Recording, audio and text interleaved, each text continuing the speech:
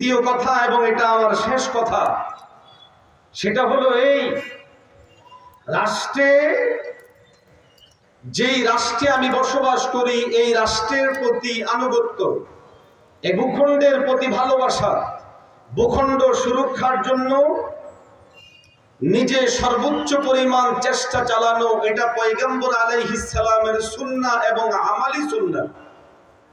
নবীজির উপর যখন মদিনায় চতুর্দিক থেকে সম্মিলিতভাবে বিশাল বাহিনী এসে ঘেরাও দিল, পয়গম্বর আলাইহিস সালাতু ওয়াস সালাম স্বাভাবিকভাবে চিন্তিত হলেন, পেরেশান হলেন, কি করা যায়। সাহাবায়ে কেরামের সাথে পরামর্শ করলেন।